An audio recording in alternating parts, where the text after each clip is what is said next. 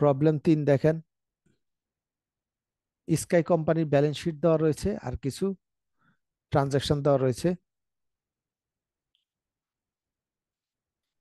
তা আপনাকে বলা আছে prepare necessary entries for the foregoing transactions. তো এই ট্রানজাকশনগুলোর জন্য আপনি প্রয়োজনে এন্ট্রি করেন, মানে জার্নাল এন্ট্রি করেন। তো ডিসেম্বর 1 তারিখে বলা আছে the company declared a 10% common stock dividend payable to share holders on December 28। Company 10% common stock dividend ঘোষণা করলো, যেটা ডিসেম্বরের 28 তারিখে দিবে। 1 তারিখে ঘোষণা করলো, এটা 28 তারিখে দিবে। On that date the market value of the common stock was টাকা 10 পার শেয়ার। তো ওই দিন মার্কেটে প্রতিটা কমন স্টকের মূল্য হচ্ছে 10 টাকা করে। তো এটা কিন্তু যেদিন ঘোষণা করলো সেদিন দিবে না, কাজে আমরা এটাকে লাইবিলিটি করে রাখবো। তো কতটা কমন স্টক মার্কেটে ইস্যু করা আছে, এই যে ব্যালেন্স শিটে দেওয়া আছে কমন স্টক 50,000 শেয়ারস, 50,000টা শেয়ার মার্কেটে ইস্যু করা আছে। তো 10% স্টক ডিভিডেন্ড দিবে, তার মানে 50,000-এর 10% কত, 5,000। 5,000 স্টক ডিভিডেন্ড পাবে, প্রতিটার মূল্য হচ্ছে 10 টাকা করে, তার মানে 50,000 টাকা। তাই আমরা রিটেন আর্নিংস ডেবিট করে দিলাম, যেহেতু প্রফিট থেকে ডিভিডেন্ড দেওয়া হয়, যেহেতু আপনি ডিভিডেন্ড দিলে প্রফিট কমে যাবে, তাই রিটেন আর্নিংস ডেবিট করে কমায় দিলাম প্রফিটটাকে। এখন যেহেতু স্টক ডিভিডেন্ড দিবে, এখনো দেয় নাই, তাই আমরা একটা লাইবিলিটি করে রাখবো। প্রতিটা কমন স্টকের অরিজিনাল মূল্য কত, প্রশ্নে দেওয়া আছে টাকা 2 পার, এই যে PAR লেখা, পার মানে অরিজিনাল মূল্য 2 টাকা করে। তার মানে 5,000টা শেয়ারের অরিজিনাল মূল্য কত, 10,000 টাকা। তো আমরা কমন স্টক ডিভিডেন্ড ডিস্ট্রিবিউটেবল ক্রেডিট করলাম 10,000 টাকা। তার মানে আপনি 10,000 টাকার শেয়ার দিচ্ছেন, 50,000 টাকা আর কি আপনি ডিভিডেন্ড দিবেন। তো 50,000 টাকার ডিভিডেন্ড দিবেন, আপনি 10,000 টাকার শেয়ার দিতেছেন, মানে 10,000 টাকার শেয়ারের বর্তমানে মার্কেটে মূল্য হচ্ছে 50,000 টাকা। যেই শেয়ার অরিজিনাল ভ্যালু ছিল 10,000 টাকা, সেই শেয়ারের এখন মার্কেট ভ্যালু হচ্ছে 50,000 টাকা, তার মানে 40,000 টাকা হচ্ছে লাভ। তো এই জন্য আমরা লিখলাম paid in capital in excess of par, common stock 40,000। তো গেইনটাকে এভাবে লিখলাম, কেন লিখলাম, ওই যে ব্যালেন্স শিট এভাবে দেওয়া আছে paid in capital in excess of par, এইভাবে দেওয়া আছে, তাই আমরা গেইনটাকে এভাবে লিখলাম। তো ডিসেম্বর 28 তারিখে বলা আছে the company distributed the stock declared on December 1, 2018। December 1 তারিখে যে ঘোষণা করেছিল 10% স্টক ডিভিডেন্ড দিবে, তো সেটা ডিসেম্বর 28 তারিখে দিয়ে দিল। তো এখন আমরা ওই যে লাইভ ইয়া করে রেখেছিলাম, লাইবিলিটি করে রেখেছিলাম কমন স্টক ডিভিডেন্ড ডিস্ট্রিবিউটেবল, যেহেতু দিয়ে দিয়েছে কমন স্টক, তাই লাইবিলিটি এখন ডেবিট করে বাদ দিব। তাই দেখেন কমন স্টক ডিভিডেন্ড ডিস্ট্রিবিউটেবল ডেবিট করে বাদ দিলাম 10,000 টাকা। আর এখন তো কমন স্টক দিয়ে দিল, তাই কমন স্টক ক্রেডিট করলাম। তারপরে নভেম্বরের 30 তারিখ the company declared A cash dividend of টাকা 1 পার share on it's common share. তো কোম্পানি যে কমন শেয়ার ইস্যু করা আছে, প্রতিটা শেয়ারের জন্য 1 টাকা করে ক্যাশ ডিভিডেন্ড ঘোষণা করলো। The dividends are payable to the stock holders on December 20। তো এই ডিভিডেন্ডটা ডিসেম্বরের 20 তারিখে দিবে। তো যেহেতু এখনো দেয় নাই, দিবে, তাই এটাকে আমরা লাইবিলিটি করে রাখবো। তো দেখেন কতটা কমন শেয়ার ইস্যু করা আছে, আগে ইস্যু করা ছিল 50,000 শেয়ার, আর নতুন করে আরো স্টক ডিভিডেন্ড দিয়েছিল 5,000 শেয়ার, টোটাল 55,000 শেয়ার। প্রতি শেয়ারে 1 টাকা করে ডিভিডেন্ড দিবে, তার মানে 55,000 টাকা দিবে। তো দেখেন রিটেন আর্নিংস ডেবিট করলাম 55,000 আর ডিভিডেন্ডস পেয়েবল ক্রেডিট করলাম 55,000। তো কোম্পানি যখন ঘোষণা করে ক্যাশ ডিভিডেন্ড দিবে, তখন আমরা ডিভিডেন্ডস পেয়েবল এটাকে লাইবিলিটি করি।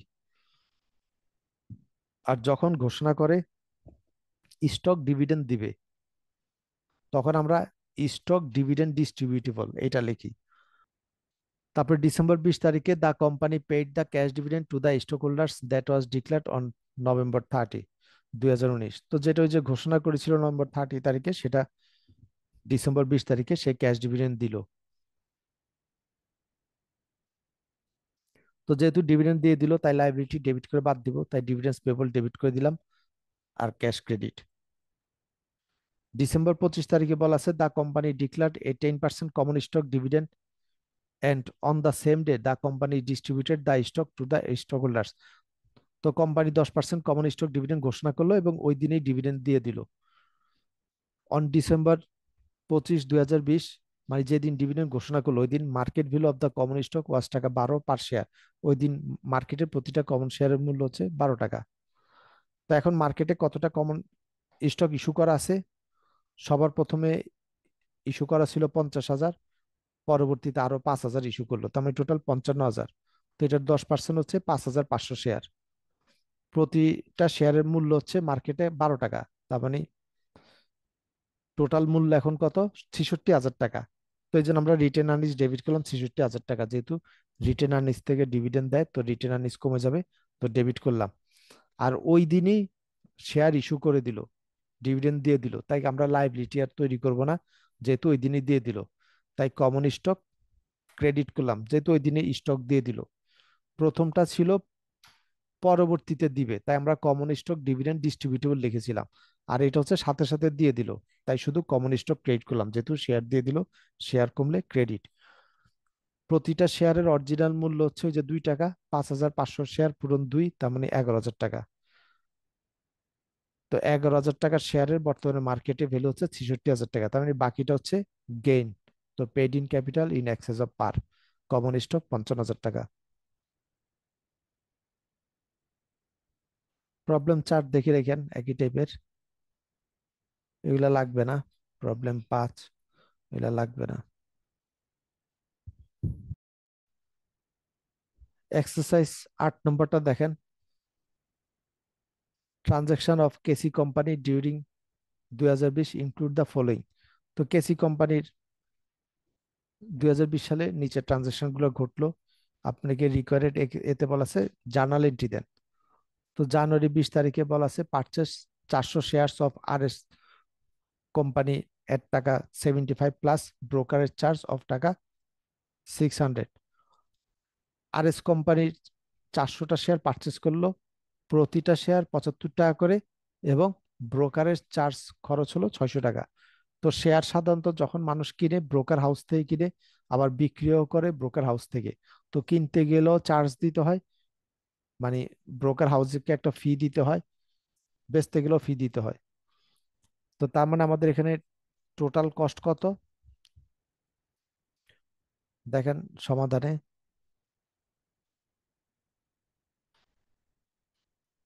400 পূরণ 75, প্রতিটা শেয়ারের মূল্য 75 টাকা করে, আর 600 টাকা হচ্ছে ব্রোকার চার্জ। এই 600 টাকা হচ্ছে সবগুলো শেয়ারের উপর টোটাল ব্রোকার চার্জ, তার মানে 30,600 টাকা। তো investment in R S company আমরা ডেবিট করলাম 30,600, আর ক্যাশ ক্রেডিট করলাম।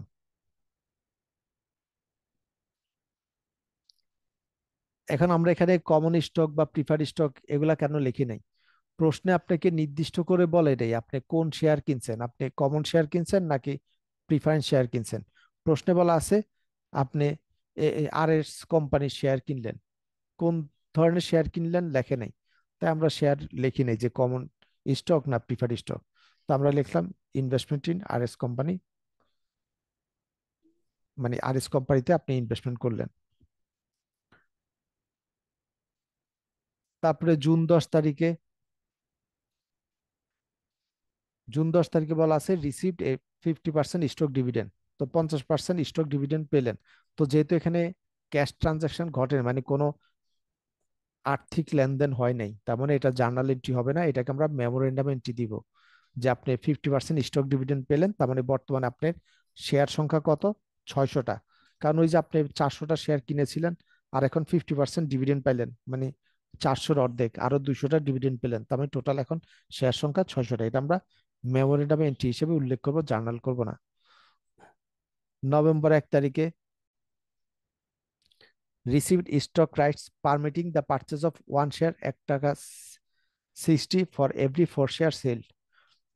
নভেম্বর 1 তারিখে একটা সুবিধা দেওয়া হলো, যার কাছে 4টা শেয়ার আছে সে এই কোম্পানির একটা শেয়ার 60 টাকা দিয়ে কিনতে পারবে। On this date right were being traded at টাকা 3 each and stock were being traded at টাকা 72 per share। এখানে বলছে রাইটের মূল্য হচ্ছে 3 টাকা। এটা কিভাবে আসলো দেখেন, রাইটের মূল্য 3 টাকা মানে আপনি যদি এই রাইটের অফারটা গ্রহণ করেন আপনার 3 টাকা করে বেনিফিট হয়। তার মানে আপনার প্রতিটা শেয়ারের অরিজিনাল মূল্য হচ্ছে 75 টাকা, মানে প্রতিটা শেয়ারের মূল্য হচ্ছে মার্কেটে 75 টাকা। আপনি যদি রাইটের অফারটা গ্রহণ করেন আপনার শেয়ারের এভারেজ মূল্য হয়ে যায় 72 টাকা করে। আর 75 টাকা শেয়ারের আপনার এভারেজ মূল্য হয় 72 টাকা, তার মানে 3 টাকা করে কমে যাচ্ছে মূল্য, আপনার আপনার জন্য 3 টাকা বেনিফিট হয়। এটাই বোঝানো আছে। এই 72 আর 3 যোগ করলে আমরা পাই 75। তার মানে 75 টাকা দিয়ে আপনি কিনতে হবে 4টা শেয়ার। 4টা শেয়ার যদি 75 টাকা দিয়ে কিনেন, 75 × 4 300 টাকা। 5 নম্বর শেয়ারটা আপনি কিনতে পারবেন 60 টাকা দিয়ে। 5 নম্বর শেয়ার আপনি তাহলে ডিসকাউন্ট পাবেন, 60 টাকা দিয়ে কিনতে পারবেন। তার মানে টোটাল কতটুকু, 360 টাকা। এখন আপনার 5টা শেয়ারের এবার টোটাল মূল্য হচ্ছে, 5টা শেয়ারের টোটাল মূল্য হচ্ছে 360 টাকা।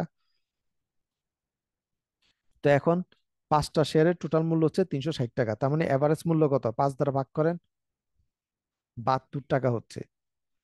এটাই বলা আছে যে আপনি যদি এই রাইটের সুবিধাটা নেন আপনার প্রতিটা শেয়ারের এভারেজ মূল্য হয় 72 টাকা। আর আপনার রাইট রাইটের মূল্য হয় 3 টাকা, মানে আপনার এই রাইট অফারটা নিলে আপনার বেনিফিট হয় 3 টাকা। তো আমরা এটা জার্নাল করি নভেম্বর 1 তারিখ।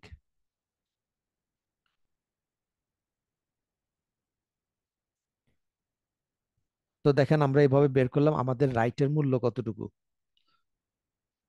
প্রতি 75 টাকার জন্য আমাদের রাইটের মূল্য হচ্ছে 3 টাকা, মানে রাইটের যে সুবিধা পাচ্ছি সেটা হচ্ছে 3 টাকা প্রতি 75 টাকার জন্য, কারণ একটা শেয়ারের তো মূল্য হচ্ছে 75 টাকা। তো 75 টাকার জায়গায় আমরা রাইট পাচ্ছি 3 টাকা। আমাদের কাছে কত টাকার শেয়ার আছে, 30,600 টাকার শেয়ার আছে। তো আমরা 30,600 টাকার জন্য কত, 1224 টাকা। তো এইভাবে আমরা বের করেছিলাম 75 টাকার জন্য রাইট 3 টাকা, 1 টাকার জন্য কত, 3/75, 30,600 টাকার জন্য কত, 1224। তার মানে আমরা রাইটটাকে ডেবিট করলাম, ইনভেস্টমেন্ট ইন আর এস কোম্পানির স্টক রাইট ডেবিট। আর ওই যে আমাদের শেয়ার কিনেছিলাম 30,600 টাকা, আপনি এই রাইট অফারটা নিলে আপনার প্রতি শেয়ারে 3 টাকা করে মূল্য কমে যাচ্ছে। তার মানে 30,600 টাকার শেয়ারে আপনার মূল্য কমতেছে কত, 1224 টাকা। তাই আমরা investment in R S company credit করে দিলাম 1224 টাকা, আর রাইটটাকে ডেবিট করলাম। রাইটটাকে কেন ডেবিট করলাম, কারণ এই রাইট সুবিধাটাকে বিক্রয় করা যায়, এই জন্য এগুলাকে আমরা ডেবিট করে রাখি। যেহেতু আপনি সেল করে এই টাকাটা ক্যাশ টাকা আদায় করে নিতে পারেন, এগুলো এই জন্য আমরা ডেবিট করে রাখি অ্যাসেট হিসেবে। তারপরে নভেম্বরের 18 তারিখে বলা আছে exercise 400 right which pertain to the stock acquired on January 20 and sold remaining rights at টাকা 2 is less brokerage charge of টাকা 6। বলছে 400টা রাইট অ্যাপ্লাই করা হলো, ওই যে আপনি যে জানুয়ারি 20 তারিখে শেয়ার পারচেস করেছিলেন, তো সেখান থেকে 400টা রাইটে অ্যাপ্লাই করলেন। আপনার টোটাল নাম্বার অফ শেয়ার কত, 600টা। এর মধ্যে আপনি 400টা রাইটে অ্যাপ্লাই করছেন, মানে 400টা শেয়ার দেখায় 100টা অল্প প্রাইসে কিনলেন, কারণ প্রতি 4টার জন্য তো একটা অল্প প্রাইসে পাবেন। তার মানে 400টা শেয়ার দেখাইলেন, 4 দ্বারা ভাগ করলে 100টা শেয়ার অল্প প্রাইসে কিনলেন। আর বাকি যে রাইট গুলো আছে এগুলাকে আপনি বিক্রি করে ফেললেন, প্রতিটা 2 টাকা করে বিক্রি করলেন। আর আপনার ব্রোকারের চার্জ হলো 6 টাকা, খরচ হলো ব্রোকারের চার্জ।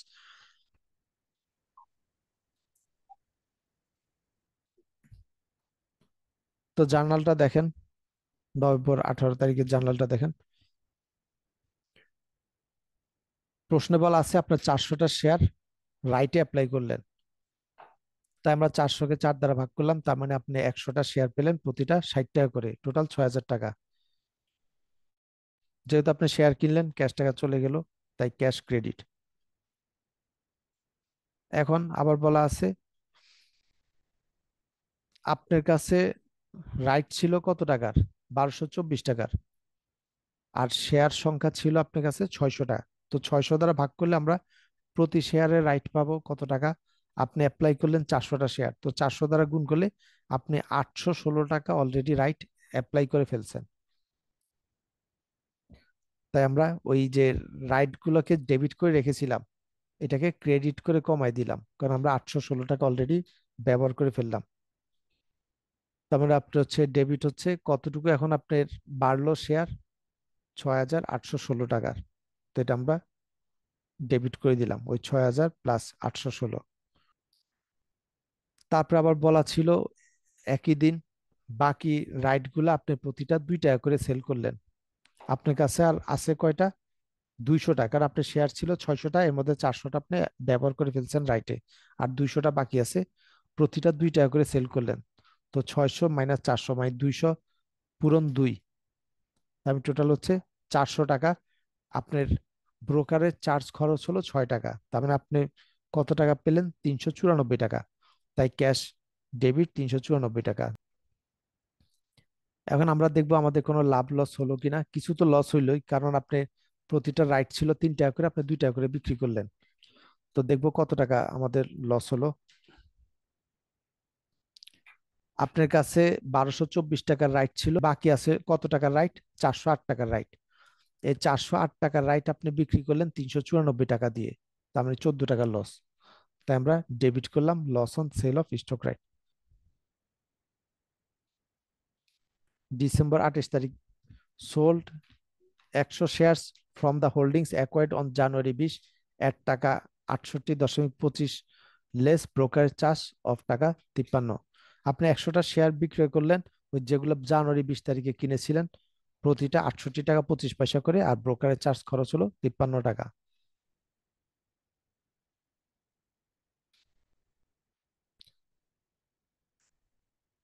তো আমরা 100 শেয়ার বিক্রি করলাম প্রতিটা 68 টাকা 25 পয়সা করে, তাই এটা গুণ করে টোটাল বিক্রয় মূল্য বের করলাম।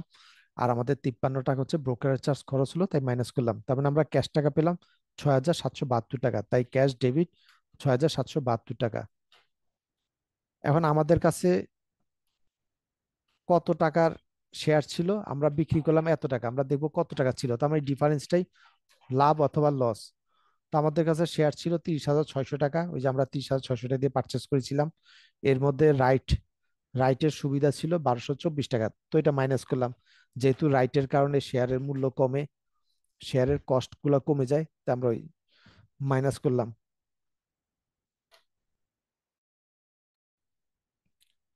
আপনার কাছে ছিল 600টা শেয়ার, তো 600 দ্বারা ভাগ করলাম, তাহলে আমরা পাবো প্রতি শেয়ারে আমাদের কত কস্ট হয়েছিল।